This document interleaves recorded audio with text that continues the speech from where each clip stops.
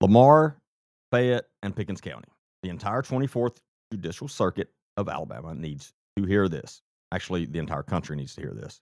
Because what I witnessed today in Judge Junkin's courtroom during the MARQUISE Gunter bond hearing is one of the most corrupt, biased, rigged displays of injustice I've ever seen. And let me remind you, this is the same judge and same district attorney who let a white child predator, Timothy Vest Benton, walk out of jail 12 years early and allowed his 48-count child abuse indictment to plea down to 2 charges and then let him go live comfortably at his beach house.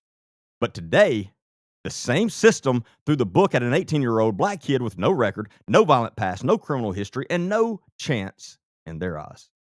Let me tell you what really happened. MARQUISE Gunter, 18 years old, 9th grade education, no juvenile record, no adult record, never used drugs. This kid has never been in any trouble, not even in school. He has never owned a weapon, 0 history of violence, none. This kid is not a thug. He's not a criminal. He's not who the state is trying to portray him to be. He's a soft-spoken kid from a tough background who has survived more than most grown men. And today, the court treated him like he was disposable. Now, the truth about the victim, let's get something straight. Travis, the victim, did not live in that home, not on paper, not legally, not financially, not even casually. He did not pay rent, pay utilities, have a key, receive any mail at that home. Nothing. He had no belongings there. He did not have permission to be there on the day of that incident. He was an off and on boyfriend, and he had already proven himself very violent. He had busted out their window before during another fight and broke in. But on the day of the shooting, he used deception, he used opportunity, and he used force. Because when MARQUISE came home, he unlocked his own front door, walked to his room, and didn't realize he needed to lock the door back behind him because he didn't realize that Travis had been over there beating on the door and threatening to come over here. And that's when Travis struck. He waited, he watched, he snuck inside behind him. He trespassed, he entered without permission. He staged a surprise confrontation. This wasn't a misunderstanding. This was a break-in.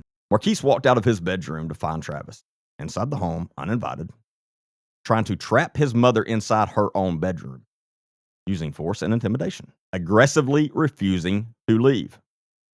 Travis threatened both of them, refused every command to get out, and then advanced on them aggressively. So MARQUISE grabbed a weapon from his closet, one he had bought earlier because Travis had been violent in the past, loaded a magazine, and said to Travis, "Leave now." Travis still refused.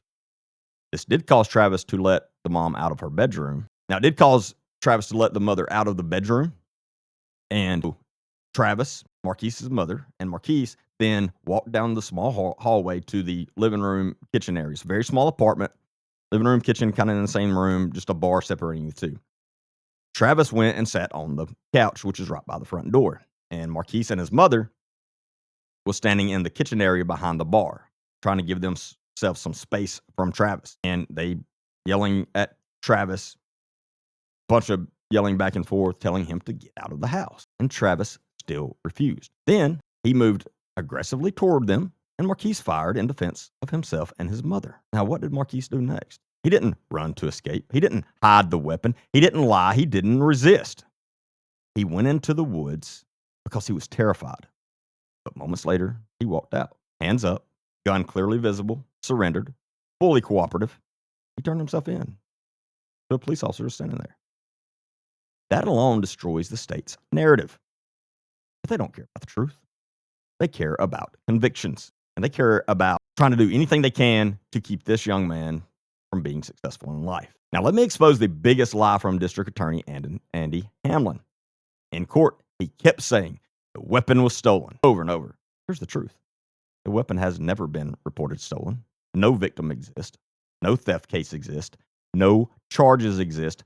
No evidence exists. No report exists. Why? Because the weapon was not stolen. But why did Andy Hamlin keep repeating this over and over in court and the judge not even stop him, not once? MARQUISE purchased this because he was scared of Travis. He thought it was illegal for him to have a gun at 18. He thought the seller would get in trouble. So in shock, He said he stole it. And Hamlin ran with that like it was gospel. But he couldn't answer the one question that shut his entire story down. If it was stolen, who did he steal it from? Because Hamlin himself in court stated Marquise gave us a very, very descriptive story of who, where, and when he stole the gun. If you follow me for a while, you know one of my big complaints is investigators, detectives getting false confessions. It's a big problem. A lot of times they don't mean to, but they do it, and that doesn't make it any better. I've done an entire 2-hour podcast on strictly false confessions and how easy they are to get. That's why in my teachings, I never, ever teach to get a confession. You will never hear me use the word confession in my teachings ever, because I don't want a confession. We should never want a confession. We simply want the truth. That's simple. Because, yes, a confession a lot of times doesn't equal the truth. It happens way more than you think, especially with an 18-year-old with a 9th grade education. Now, I'm not calling Marquise dumb because he's not dumb. He's very intelligent, but he is uneducated. And that makes a big difference. Marquise knows nothing about the law, nothing about law enforcement interactions. Why? Because he's never been in trouble. But Hamlin repeatedly claimed Marquise's first statement, taken 2 hours after the shooting, was the clearest version. As someone who has trained detectives across the country in interview and interrogation, that statement is absolutely bullshit. No expert on earth agrees with Hamlin on that.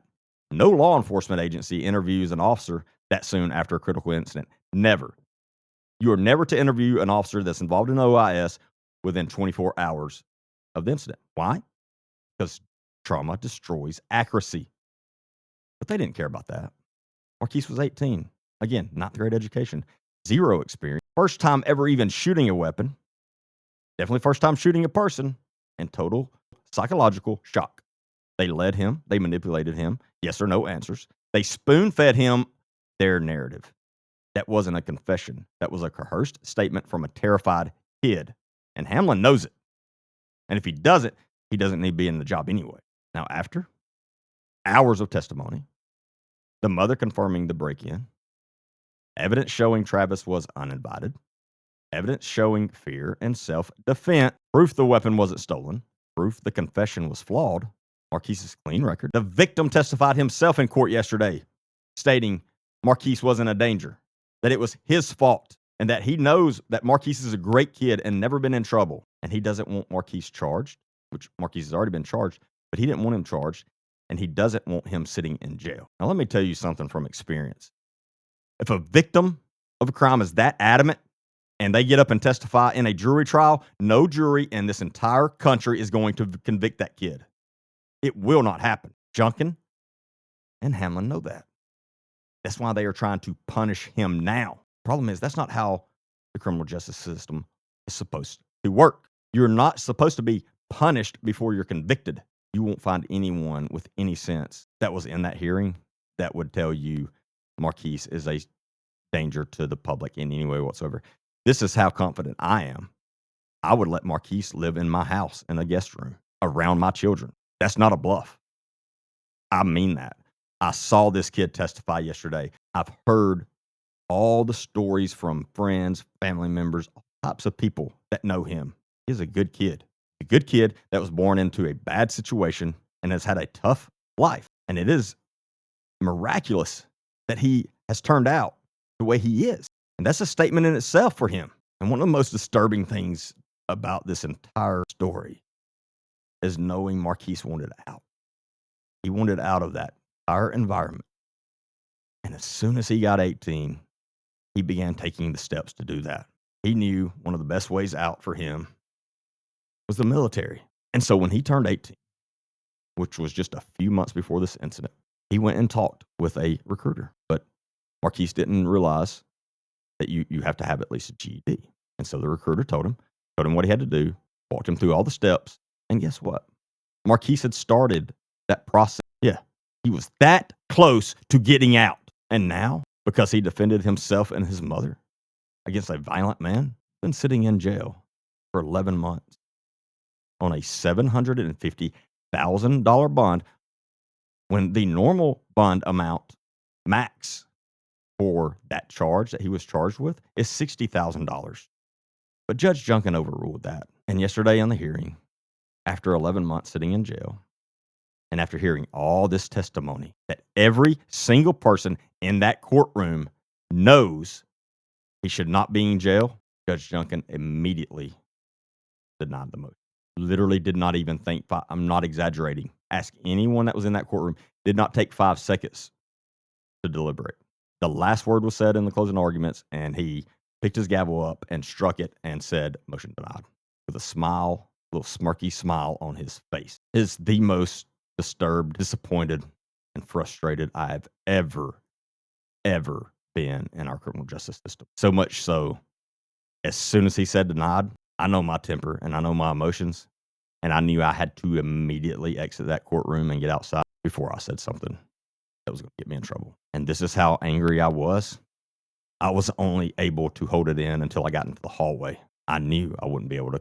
I knew it. That's how bad it was. That's how bad it was. Meanwhile, just a few months ago, Judge Junkin, the same judge that in the literally almost the middle of the night, without any motions had been filed, no motions had been filed by an attorney or anything on behalf of Timothy Vest Benton, Judge Junkin lets him out of prison 12 years early and puts him on house arrest. And part of his house arrest was he was allowed to travel back and forth from his house in Fayette to his family's beach house in Gulf Shores. A convicted child predator with over 10 very small young boy victims. So Judge Junkin was just sitting at his house one day all by himself and decided, you know what, I need to let this out. We know that's not how it happened. That's all that was filed. And if you're asking yourself, what is the difference between Timothy Vest Benton and MARQUISE Gunter? Well, most have probably already guessed it if you didn't know. Skin color. Timothy Vest Benton looks very similar to Judge Junkin. And MARQUISE Gunter has a different skin color than those two. And I'm the last person that jumps on racist, saying everything's racist, because a lot of things people claim as racist is not. So when I can clearly see this is racist, I call it. And there is no other explanation. None. And this is going on in the United States of America, in my fucking home state of Alabama, in 2025. And I still have ignorant people in my comments saying, you should leave this up to God. Now, I don't disagree with that at all. The problem with that statement is the people that are saying that and try to throw the Bible at you, they don't know the Bible. And so when I come back and say, well, Jesus nor God has ever told us to sit silent when evil is around. Nowhere in the Bible does it say that. There are tons of verses that say you should fight it, that you should speak out against it publicly, openly. When Jesus was on this earth, did he just sit around quietly? No, the exact opposite.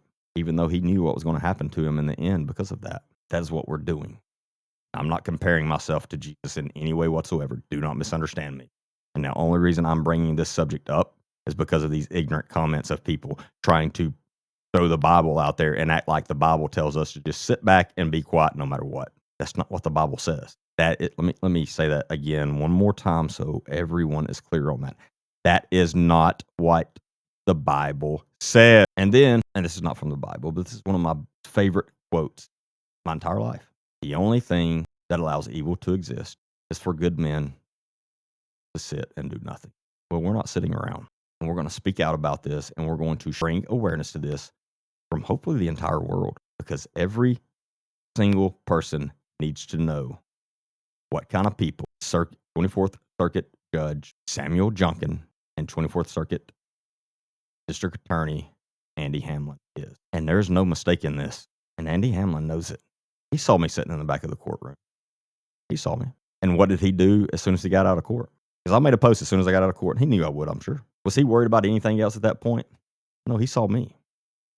So what did he do? Immediately, he got on social media and looked at my post and tried to defend himself immediately. Is that the actions of a completely innocent district attorney? No, not even close. This is a sitting district attorney that is in charge of 3 counties in the state of Alabama. But yet his biggest worry was some, as he calls, small-time online business, what he calls us, and keyboard warriors. The only problem with that statement, Andy Hamlin, I am a real fucking warrior, and I've fought in battles, real battles. You have never done any of that. You put on a suit and tie and go in every day and destroy people's lives because of your racist views. So call me a keyboard warrior all you want, but people know I'm a real warrior and I've proven that. Does that make you feel good to try to put down a real warrior? Oh, not to their face. Because it's funny. You didn't say a word to my face yesterday when you saw me, but yet you immediately got on my post and started trying to defend yourself. Oh, I think I know what that's called. As all racist pieces of shit, you're a coward. I'm not a coward. And I will not drop this and I will not shut up about this till something is done about you and your racist brother, Judge Samuel Junkin. Y'all think y'all got something with that little power trip yesterday? Thankfully. Ooh, I started receiving some texts from some very powerful people last night that are not too happy with this situation. And I think they're going to be making some moves pretty soon. And I think y'all know that. And I think that is why Andy Hamlin immediately tried to defend himself on my post because he knew I knew my shit. And he knows I know people. And he knows some of those people respect my opinion. Well, actually, he even said in the post he respects my opinion. And please, no one misunderstand me. I'm not calling for violence in any way whatsoever. I do not stand for vigilante justice in any way whatsoever. I'm talking about strictly legally. The people I know are in positions of power and influence that can bring more awareness and make some things happen in this state to get you two cowards not only out of office, but hopefully in federal prison. That's where you both deserve to be. So get your laughs in now. Get them in. Your time's coming and you know it. You know it. I think the best thing, especially the personal things that I've been told about now, about both of you, I think the best thing for y'all to do is to go ahead and resign so I can move on to calling out the next rep official. That's probably the best course of action for both of you. That's what I would highly recommend. Again, since you respect my opinion. MARQUISE Gunter did nothing wrong. He wasn't a coward. He stood up to violence and he did what he had to do to protect himself and his mother. Something you nor Judge Junkin know anything about, Mr. Hamlin, because neither one of you have ever stood up to anyone in their face. Never. And you never will because you're fucking coward. I hope I'm clear about how I feel about you both. I listened to every second of every word of testimony yesterday in court. So I know everyone in court yesterday knows all the facts for this case. There's nothing else hidden. All the facts are out there. But Andy Hamlin is already trying to spin, there's more to it. No, there's not. You know, he made some BS statement on social media a while back talking about, when the real facts of this come out, y'all are all going to be embarrassed that you tried to take up for this young man. Well, now all the facts are out, and it's even more unbelievable than I realized. Even more unbelievable. And there's another thing I noticed about you, Andy Hamlin, which doesn't surprise me at all. The way you spoke to the females testifying versus the way you spoke to males testifying, very noticeably different. It's weird how you feel so much more power over females than males. But that's something else I picked up on pretty quick. Wasn't hard. So again, I know who you are. Tells me all I need to know about you.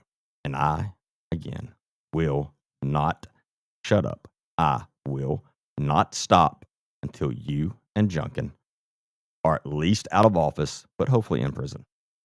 Which from some personal things I've heard, both of you may not mind too much. There's a lot more to come on this story, more details, but I wanted to go ahead and get these facts out to get more awareness brought to this because I will not be able to sleep good until MARQUISE is out of that jail. Nor will, not just me, there's a lot of people. So look for more coming. I'm Agent D. Baker, and this is Truth Recon. And I will expose every contradiction, every lie, every manipulation, every piece of corruption. MARQUISE will not be forgotten, and neither will the people responsible for railroading him. Stay tuned. This is only the beginning.